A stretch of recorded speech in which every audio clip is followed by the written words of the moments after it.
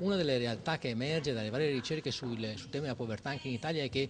le sovvenzioni dirette e le social card non hanno reso l'impatto che devono rendere. Non dobbiamo dare soldi alle persone, ma dobbiamo mettere a disposizione delle persone di servizi di trasporto, servizi di istruzione, servizi per l'accesso, come dire, alla salute. Ecco, questa è la strategia che dobbiamo fare. Allora dobbiamo spostare risorse da beni che non sono certamente essenziali, le spese militari, a volte grandi infrastrutture, a beni invece che sono essenziali perché sono fondamentali per la qualità della vita delle persone.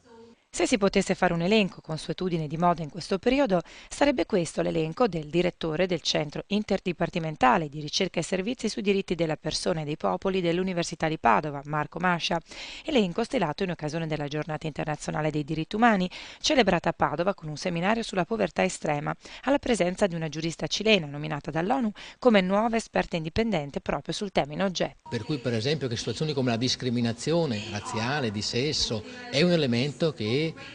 favorisce e promuove, fa crescere la povertà, ci dice che per esempio situazioni legate ai temi ambientali e quindi il cambiamento climatico contribuisce ad aumentare la questione della povertà, ci sta dicendo che in qualche modo affrontare la povertà presuppone un impegno più forte, più coerente da parte delle istituzioni a tutti i livelli, da quello nazionale a quello locale, affinché ci sia una promozione effettiva dei diritti fondamentali della persona.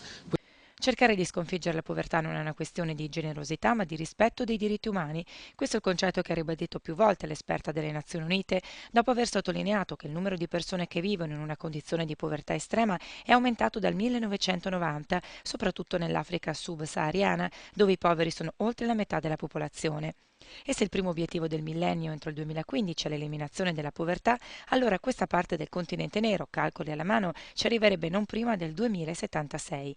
Obiettivi del millennio che rischiano di non essere raggiunti però non solo in Africa ma anche nel resto del mondo a causa della scarsità di risorse investite dagli stati e da poca volontà politica. E dunque anche da Padova, da questa riflessione aperta anche ai giovani universitari, parte l'invito a rispettare e lavorare per il rispetto dei diritti umani.